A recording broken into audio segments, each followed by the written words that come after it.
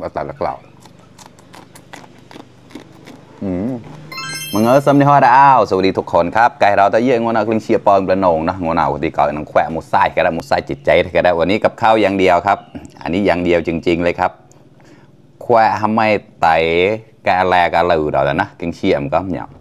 คอมาขอนะคลิงเชียร์กับมูจอนะแกงไข่เป็ดมันฝรั่งแล้วก็ปลากระป๋องครับแซ่บๆอีกแล้วนะครับมาเมนูบ้านๆแต่อร่อยมากเป็นเมนูข้าวหมดหม้ออีกแล้วครับการกลางวิชีที่ผ่านเดินหลายเดินแฉกันกับหมูมาต่อแล้วนะตามน้องกล้าก่อนน้องปอยหมูงานโดดเลยหมูสลอยปลาหอมไก่ต่อยก็ได้หมูใส่ก็ได้ทีพอวิเชียก็ในใหญ่นะป่ะเชียก็ได้เชียก็ตอบแล้วนะเราดูแลปอย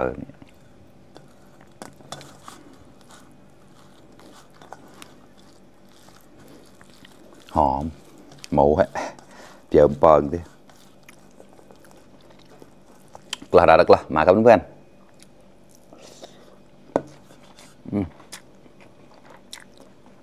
ข้ออร่อยแล้วก็เผ็ดมากเราเหมือนกันแล้วลูกเล็กเขา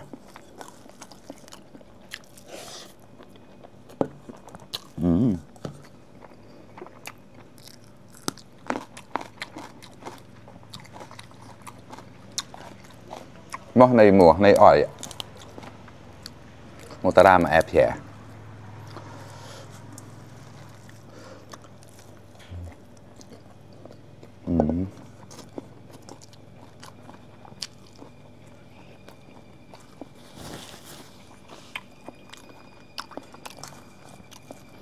อะไรทำแคลมมุสไซก็กวายเหรอเนี่ย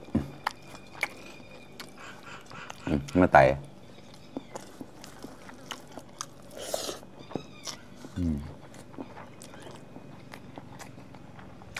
ว่าตัดละกล่าว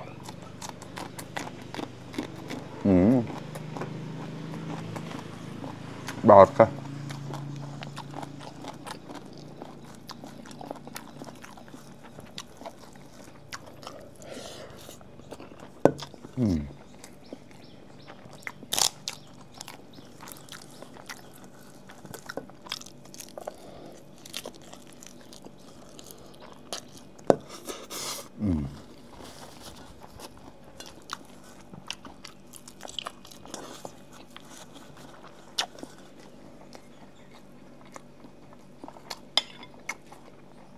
แกแหละปลากระป๋องครับ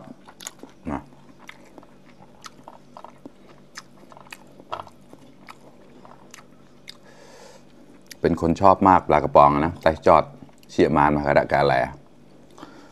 กล่ะ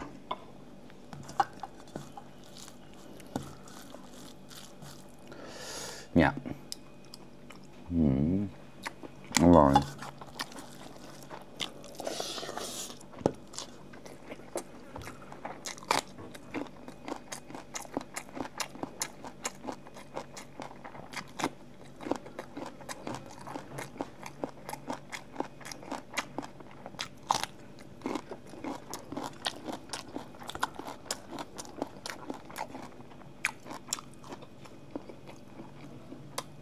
ไม่ตายรู้สึกว่าไข่เป็ดอะรสชาติจะดีกว่าไข่ไก่นะไม่ตายแล้วเราก็ไม่จ่ายนะเชี่ยได้สายนะไม่จ่ายใหญ่นะตาอมเทาอะไรกันจ้ะนี่นะตาอมก็ให้ปังกากันจ้ะไม่จ่ายเชี่ยได้แส่อย่างนะไม่จ่ายเชี่ยได้สายเชี่ยข้อ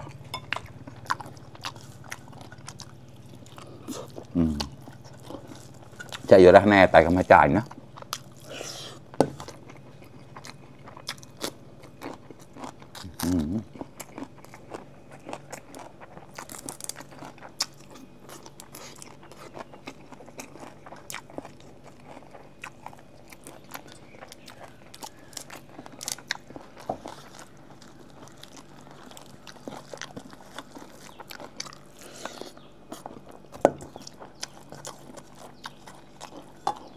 มันฝรั่ง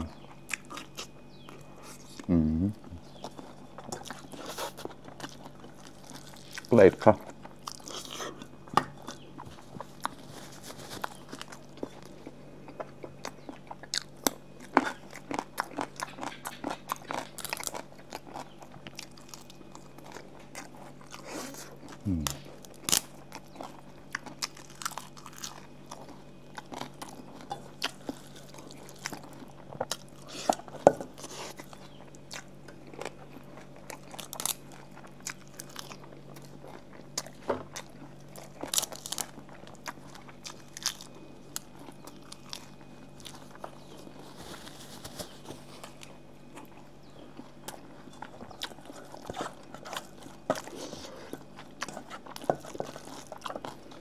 กล้าเราได้กล้ามาครับเพื่อนๆ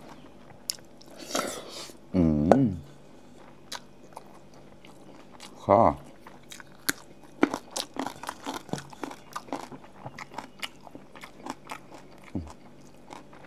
ก็แรกมาหลอดปะ